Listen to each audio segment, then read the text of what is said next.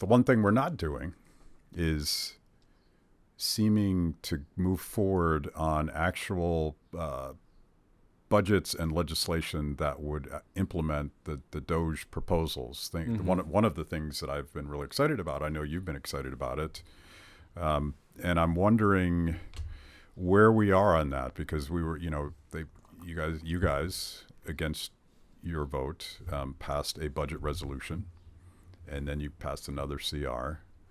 And I didn't see any of the Doge and that stuff, but I assume the appropriations bills are slaving away to get these done. Pardon my sarcasm. No, yeah, it's warranted. There was a moment at the State of the Union address where Trump was rattling off a list of things that Doge had found that were really embarrassing wastes of money, and he in Trump style, he was talking it up, and it was great. It really was great. He was just, his intonation made fun of this stuff.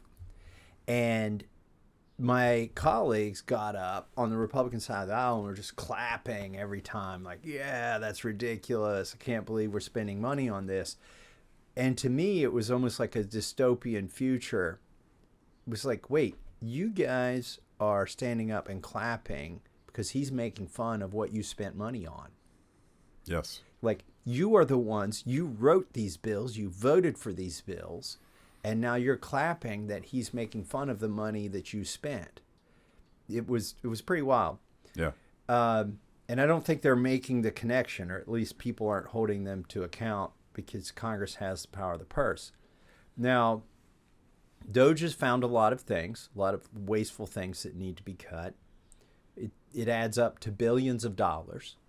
The problem is we have trillion-dollar problems, and Doge has billion-dollar solutions.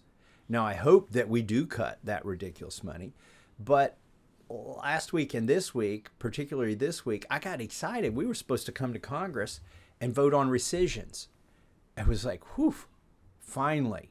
Rescissions, by the way, are a way to cut money, and you don't need 60 votes in the Senate. You can do it with 51 votes. So because we have a majority in the Senate and the House, we could actually consummate the things that Doge has done. Unfortunately, we passed a continuing resolution that funds all the things that Doge, this was like a week after everybody clapped for the Doge cuts they found. They funded all of it in Congress, and a lot of Republicans voted for that CR. So I was excited. I'm like, okay, well, you voted for it in the CR. We're going to come back and rescind that money.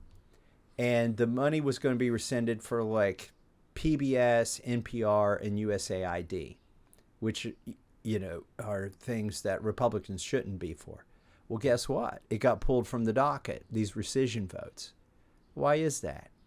It's because when you dig down into it, Republicans, there are too many Republicans who support that nonsense, like socialized broadcasting and money to NGOs that are funneling money to organizations that they might be on the boards of. Yeah. They're not going to cut that stuff. I grokked the Republican legislators on sitting on the boards of NGOs that are funded by USAID, and it gave me guys like Mitt Romney and Lindsey Graham.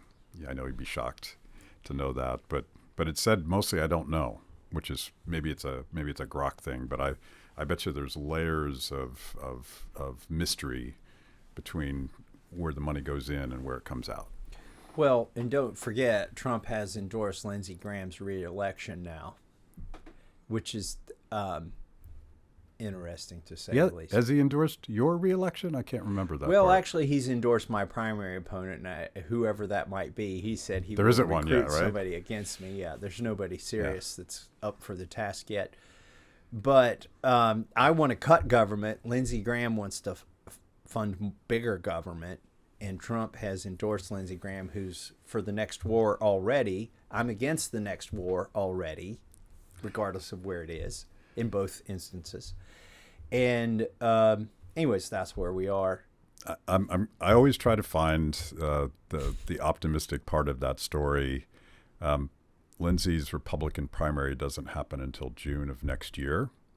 So theoretically, if we do all of these rescissions and all of these entitlement changes through reconciliation that reflect the things that we were promised, Lindsay might actually have to do it. As maybe so. Maybe see. so. That's but the House, just to tidy this up or wrap it up, the House was scheduled to vote on rescissions and we didn't. Yeah. And there should be a big news story there, and there's not. Yeah. Well, that's the dirty secret on stuff like USAID, probably everything in the budget. Like Republicans are complicit in passing all of this stuff and perhaps creating these programs in the first place.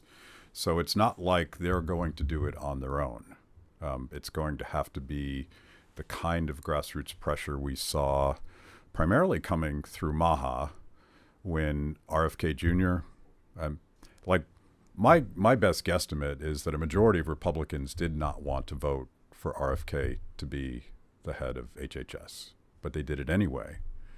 Right, and Trump has a mandate to do things like that, but it's going to wear off. Right. And when I spoke to him personally after the election, I told him he had about 3 months, maybe 6, and then the senators are going to ignore you at that point, and you're going to get to a midterm election fairly soon where people are way more interested in their reelection than they are the last election mandate.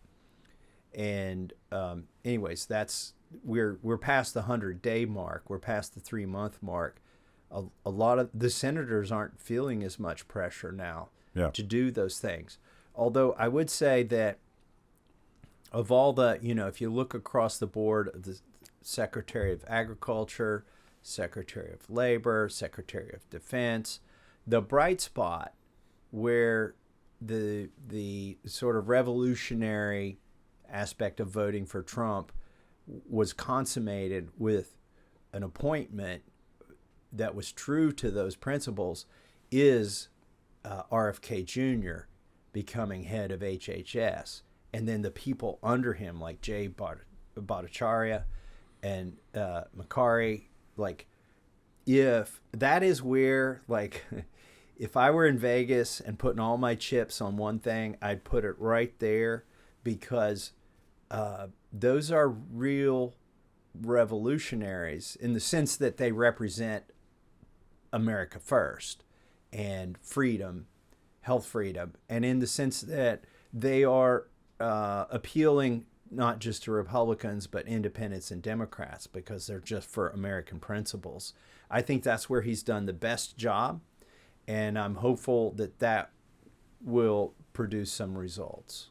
Yeah, I think that's the place where we can be most optimistic. And you probably saw Tulsi Gabbard was talking to Megyn Kelly a couple days ago, and she said that she's working directly with Jay Bhattacharya to I don't think she said get to the bottom of who exactly funded gain-of-function research. And, well, we did. Right. Well, we know the answers to these questions. We know who created the virus and we know who funded it. But to actually have the government officially say, we did this and we'll never do it again, that's a big deal. Well, when the COVID thing broke out, like, let's say February, March of 2020, the Trump administration, I'm not going to say which person in particular, went to the president and said, hey, we're actually funding this right now, this gain of function research. We need to kind of stop it. And I know this person personally. And they went to the president and they did quit funding it. But it was funded by the United States. Yeah. And there was information sharing as well. This and you forgot to mention, completely relevant to this, Senator Rand Paul is now the chairman of the Senate Homeland Security Committee, and he has new subpoena power. And it does look like this administration is ready to cooperate with the good guys all the way up the line.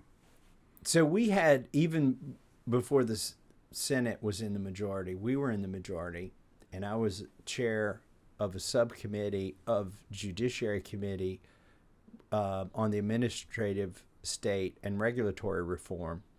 So I convinced Jim Jordan to let me bring in the 2 vaccine experts that mysteriously left the FDA under a cloud under Biden when the vaccines went from EUA to the full BLA, which is go from emergency use to an actual approval.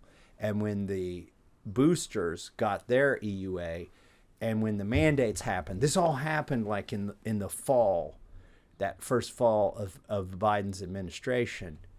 2 people who were the top vaccine experts at FDA left. I was able to bring them in and depose them.